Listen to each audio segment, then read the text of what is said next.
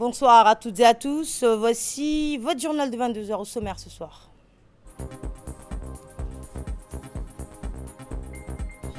Le chef de l'État de retour au pays après sa participation à l'Assemblée générale de l'ONU. Dans l'actualité également, un nouvel élan pour le développement institutionnel et social. Vous entendrez le ministre de l'Économie et des Finances dans ce journal.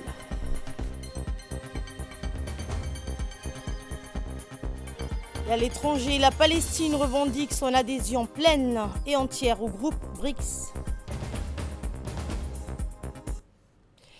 Le président de la République, Ismaël Omar Guelleh, a regagné hier soir le pays après avoir pris part à la 80e session de l'Assemblée générale des Nations unies tenue à New York, aux États-Unis.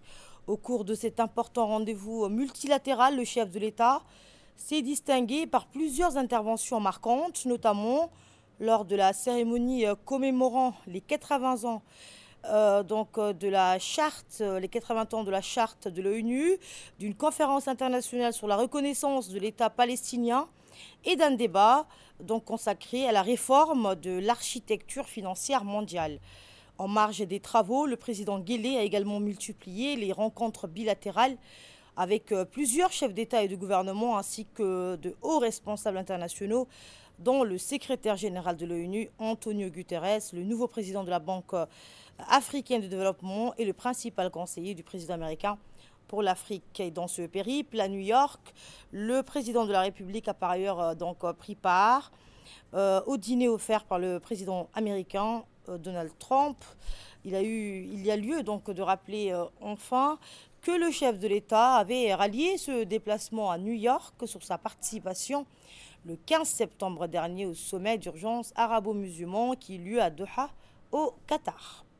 À la tribune des Nations Unies, le président de la République, Ismaël Omar Guelleh, a dénoncé une architecture financière internationale obsolète et profondément inéquitable. Il a appelé à une refonte audacieuse autour de 3 réformes majeures, affirmant ainsi la place de Djibouti et plus largement du Sud global comme acteur essentiel pour construire une économie mondiale plus juste, inclusive et durable. Samat El-Siri nous en dit plus.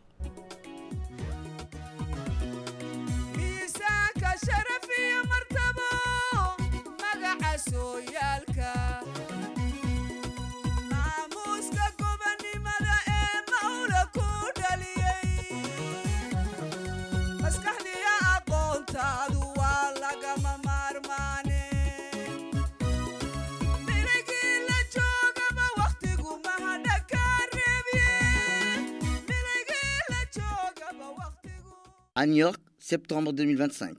À l'occasion de la 80e session de l'Assemblée générale des Nations unies, le président de la République de Djibouti, son Excellence Ismaël Omar Guelleh, a porté haut la voix de Djibouti et au-delà, celle du continent africain. Son déplacement à New York, jalonné de discours, de rencontres bilatérales et d'initiatives stratégiques, s'est imposé comme un moment fort de la diplomatie djiboutienne.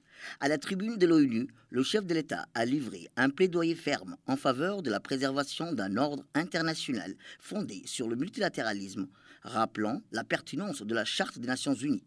Il a souligné que ce socle juridique et moral demeure l'unique boussole capable de prévenir l'arbitraire et de garantir une coopération équitable entre les nations. Mais Guelleh a également insisté sur la nécessité de réformer l'architecture financière mondiale. Dénonçant une injustice héritée de Bretton Woods, il a mis en avant les contraintes auxquelles se heurtent les pays du Sud. Financement du développement trop coûteux, dette asphyxiante, marginalisation institutionnelle. Avec vigueur, il a soutenu les recommandations du Pacte pour l'avenir, appelant à une réforme courageuse et équitable qui donnerait aux économies africaines une voie réelle et une chance de prospérer. L'autre volet majeur de son intervention fut consacré à la question palestinienne, à la conférence internationale sur la solution à 2 États.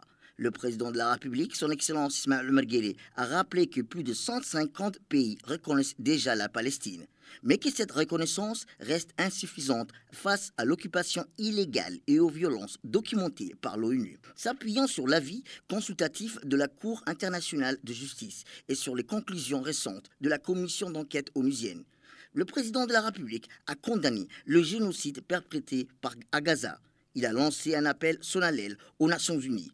Transformer les engagements en actions concrètes afin que la paix soit enfin fondée sur la justice, l'égalité et la sécurité des deux peuples.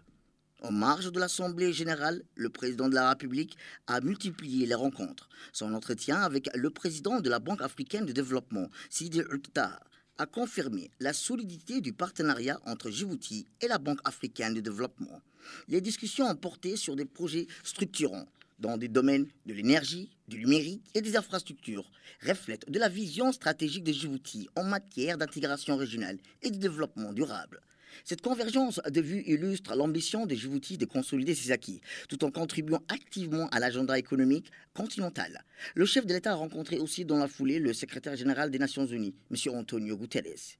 Au sommet biennal pour une économie mondiale durable et inclusive, le chef de l'État a redoublé de vigueur pour dénoncer une fracture nord-sud qui compromet les ambitions collectives.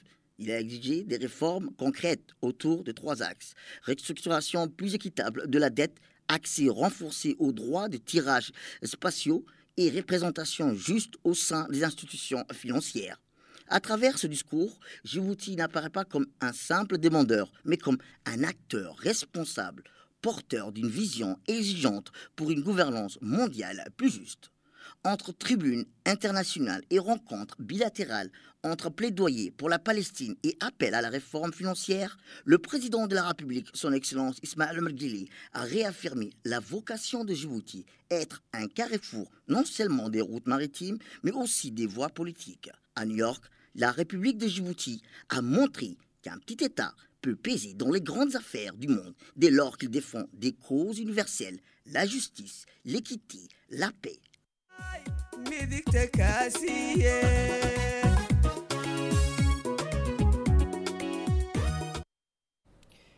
Et maintenant, place à notre grand format. Depuis 7 ans, le programme national d'alphabétisation poursuit son essor, élargissant son réseau de centres à travers le pays. Il a permis à des milliers de femmes et d'hommes d'accéder au savoir, lire, écrire, compter, mais aussi apprendre l'arabe et le Saint-Coran. Autant de clés pour favoriser l'autonomie et l'insertion socio-économique.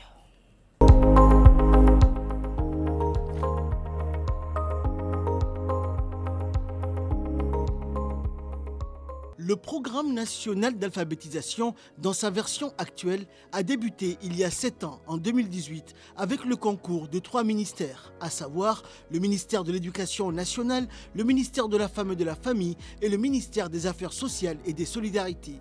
Entièrement financé par le MAS, le programme national d'alphabétisation a pour objet de lutter contre l'exclusion des personnes n'ayant pas eu la chance d'aller à l'école. Il s'agit d'un programme national étalé sur un cursus de 3 ans, à l'issue desquels la personne alphabétisée obtient une attestation de reconnaissance si bien entendu la dite personne passe avec succès l'évaluation finale de 3e année. Ces contenus de formation sont essentiellement basés sur le lire, écrire et calculer en français. Depuis février 2023 et toujours avec l'appui financier du MAS, le programme assure également l'enseignement de la langue arabe et de la lecture du Saint-Coran. Depuis 7 ans, le programme a connu une hausse sensible du nombre de centres et a fortiori du nombre d'alphabétisés. Il est passé de 61 à 94 centres. En termes d'effectifs, il y a lieu de préciser que le nombre de bénéficiaires n'a cessé d'augmenter même si la fluctuation des effectifs est un fait réel. En effet, le caractère plus ou moins instable des inscrits est un phénomène généralement observé dans tout processus d'alphabétisation des adultes. Néanmoins, il faut souligner que toute tendance confondue entre les inscrits ayant terminé le cursus ou l'ayant quitté prématurément, les effectifs globaux enregistrés l'an dernier tournent autour de 12 000 alphabétisés.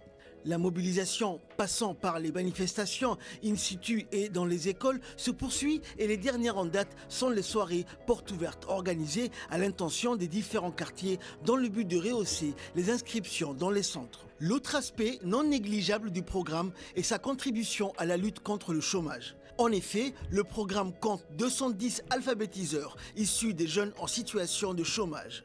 Ces jeunes bénéficient d'une formation en pédagogie tous les 2 mois. Sur le plan socio-économique, nombre d'alphabétisés ayant terminé le cursus des 3 années et s'étant classés parmi les meilleurs bénéficient en général d'activités génératrices de revenus dans le but justement de faciliter leur insertion dans le tissu économique. Ce petit fonds de démarrage leur a servi soit d'équilibrer leur petit commerce pour celles qui avaient déjà une occupation commerciale, soit à financer le démarrage d'un petit commerce. Une autre forme de motivation a consisté à la mise en place et à l'effectuation d'un module de formation axé sur l'initiation à l'outil informatique durant 3 mois. Cette initiative s'est soldée par un apprentissage intensif à l'utilisation de l'ordinateur et la rédaction de textes courts.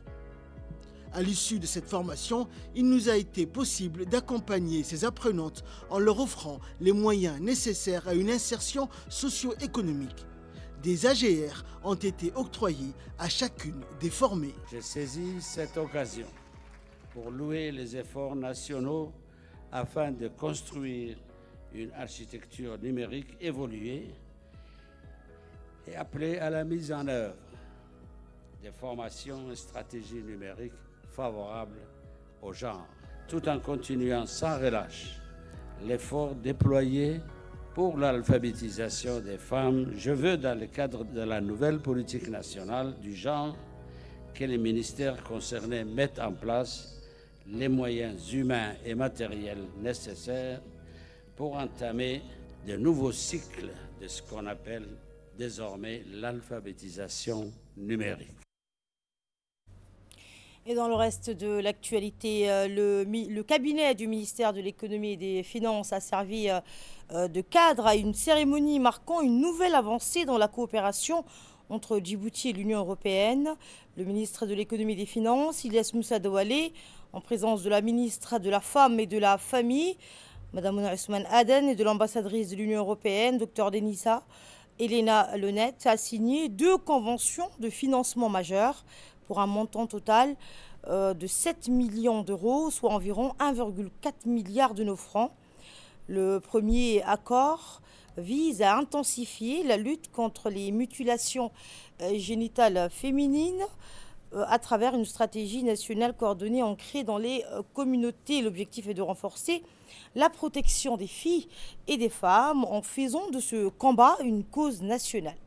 Et le second accord, plus technique, baptisé Facilité de coopération, il vise à renforcer les capacités de l'administration pour mieux piloter les politiques publiques et soutenir la mise en œuvre du futur plan national de développement. L'ambassadrice de l'Union européenne, Dr Denisa Elena Lonette, a réaffirmé l'engagement de l'Europe aux côtés de Djibouti à travers la signature de 2 conventions clés. Nous l'écoutons.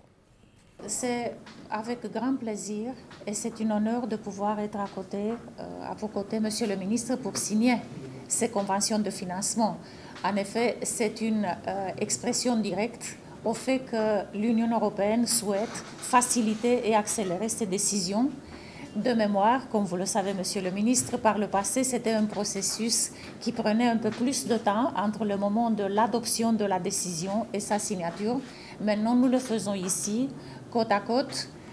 Nos autorités nous font confiance et vous font confiance à continuer et appliquer leurs décisions de la façon la plus appropriée ici.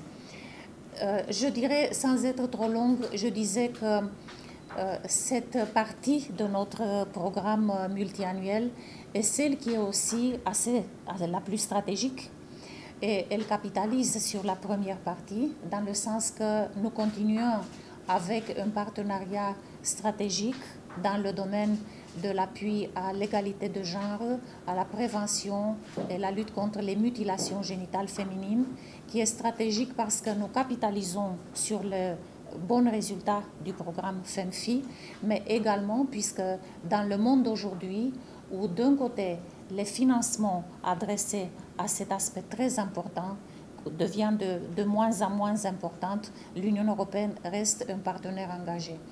Deuxièmement, la deuxième convention porte sur ce que nous appelons la facilité de coopération technique, qui est aussi notre partenariat stratégique qui vous donne à vous, Monsieur le ministre, maintenant à la veille de la finalisation et de la présentation du plan national de développement. La ministre de la Femme et de la Famille, Mme Mounir Ousmane Aden, a quant à elle salué la signature d'un accord de coopération avec l'Union européenne en présence du ministre de l'Économie et des Finances. Elle a souligné que cet événement marque un moment important pour les deux départements ministériels car il concrétise la poursuite et le renforcement de deux projets majeurs. Le premier projet piloté par le ministère de la Femme et de la Famille est une initiative, a-t-elle dit, déjà en cours depuis plusieurs années. Il vise à renforcer les actions en faveur des femmes dans des domaines clés tels que l'éducation, la protection, la lutte contre les violences basées sur le genre, ainsi que la promotion des droits et de l'autonomisation des femmes. Ce programme, mis en œuvre aussi bien à Djibouti-Ville que dans les régions, a permis d'atteindre des résultats significatifs.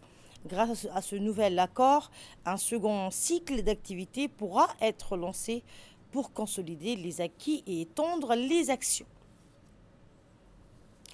Prenant la parole à son tour, le ministre de l'Économie et des Finances, Ilyas Moussa Daoualé, a salué une coopération stratégique avec l'Union européenne, porteuse d'espoir pour un développement inclusif et durable. Nous l'écoutons.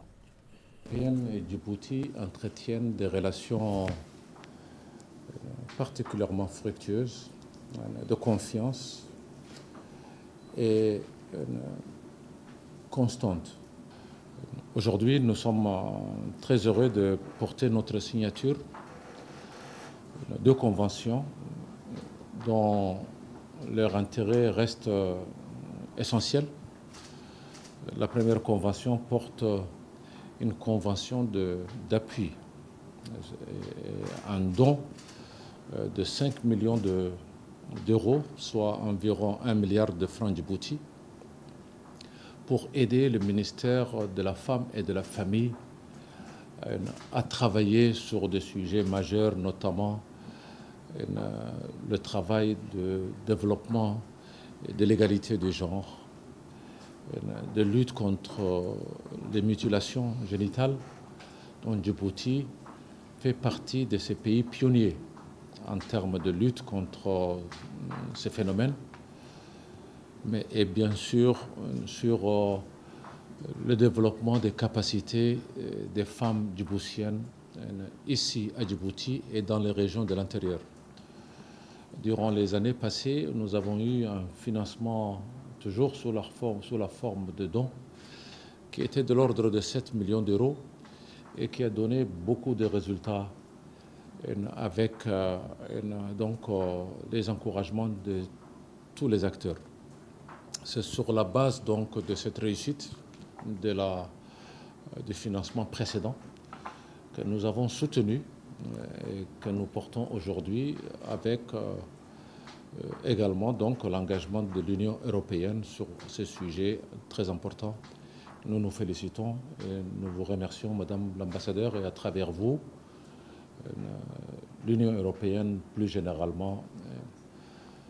Deuxièmement, c'est une convention d'appui technique pour financer toutes nos études stratégiques, pour financer également les capacités de nos différentes institutions pendant les années à venir, pour que nous ayons un peu plus de flexibilité en termes de réalisation des études, qu'elles soient des études destinées à la promotion des investissements à Djibouti, mais également des études pour définir des politiques publiques sur différents sujets d'intérêt pour Djibouti.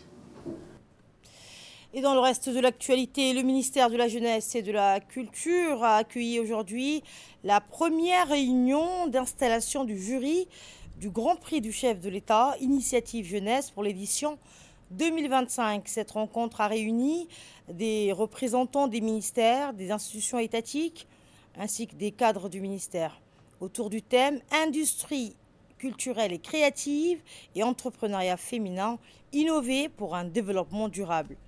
La ministre Dr Hiba Moumen Assoué a rappelé que ce prix, institué par décret présidentiel, témoigne de la volonté du gouvernement de valoriser et soutenir les initiatives de la jeunesse en la positionnant comme un acteur clé du développement durable.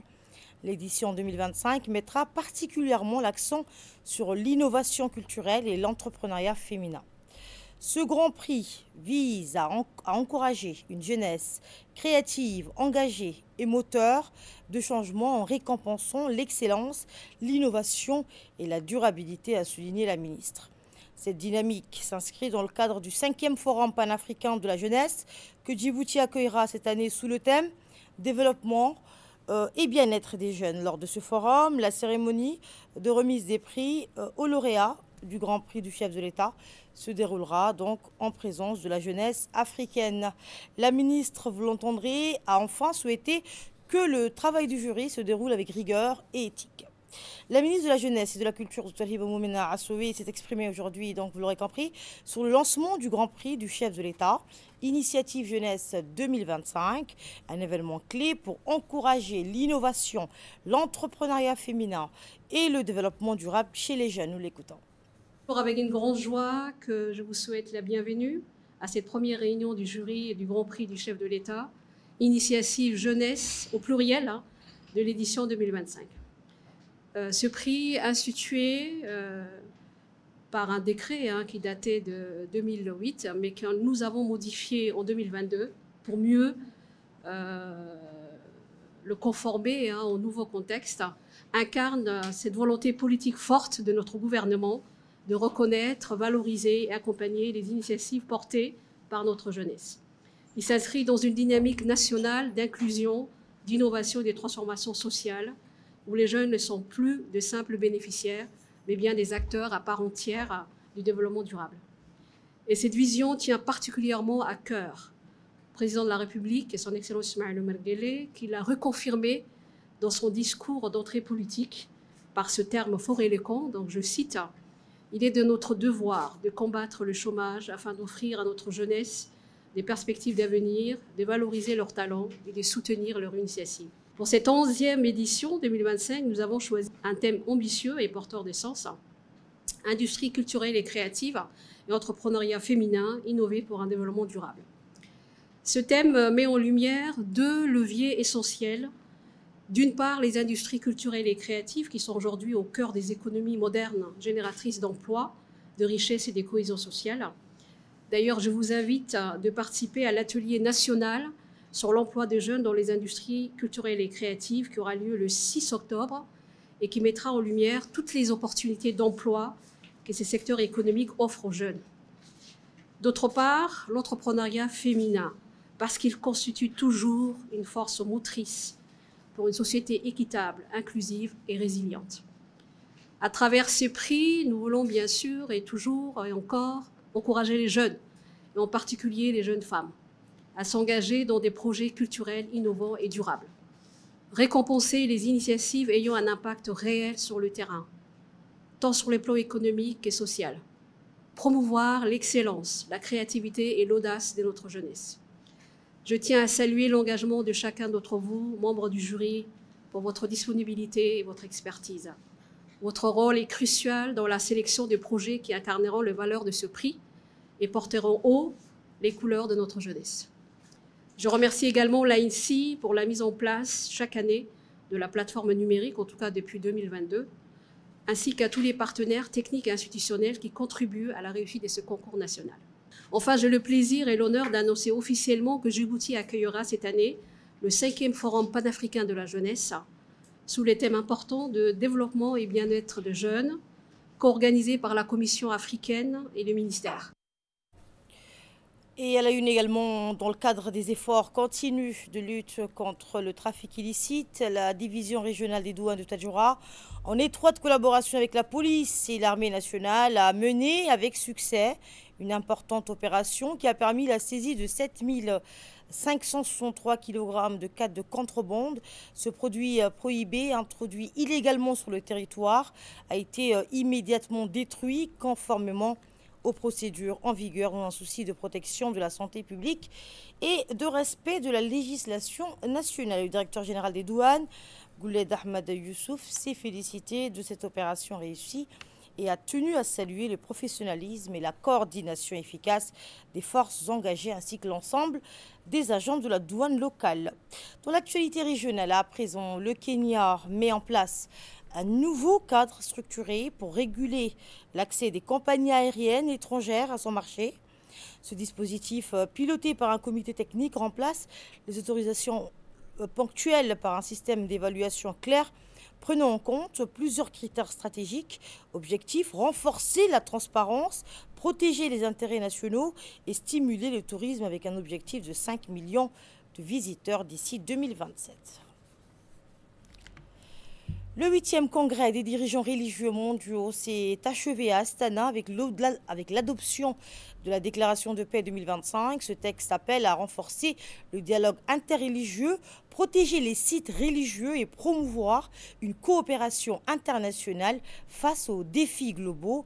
L'événement a rassemblé plus de 100 délégations de 60 pays, incluant de hautes personnalités donc religieuses et des représentants d'organisations internationales. Les échanges ont mis en avant l'importance de la tolérance et du respect entre les religions comme piliers de la paix et de la stabilité mondiale. Je vous le disais en titre, la Palestine a demandé à devenir membre à part entière du BRICS, mais n'a pas encore reçu de réponse et continuera pour l'instant à participer en tant qu'invité. C'est ce qu'a déclaré vendredi l'ambassadeur palestinien en Russie. Le BRICS, on le rappelle, a été créé en 2006 par la Russie, la Chine, l'Inde et le Brésil. L'Afrique du Sud l'ayant rejoint en 2011. Depuis 2024, l'Égypte, les Émirats arabes unis, l'Éthiopie et l'Iran ont intégré le bloc, tandis que l'Indonésie l'a rejoint en janvier 2025. À l'Assemblée générale des Nations unies, les délégués africains ont illuminé les couloirs de l'ONU par la richesse et la diversité de leurs tenues traditionnelles, faisant de la mode un langage diplomatique à part entière. Cette année encore, au-delà des discours officiels, les vêtements ont été une véritable expression culturelle, affirmant l'identité, l'histoire et l'héritage de chaque pays du continent. Aux États-Unis, toujours 3 personnes ont trouvé la mort et 8 autres blessés ce dimanche lors d'une fusillade survenue dans la ville de Southport, en Caroline du Nord, selon des médias américains. Les autorités précisent que les investigations se poursuivent afin d'éclaircir les circonstances et les motivations de l'attaque. C'est tout pour ce journal de 22 h. Merci de votre attention et à très bientôt pour de nouvelles actualités.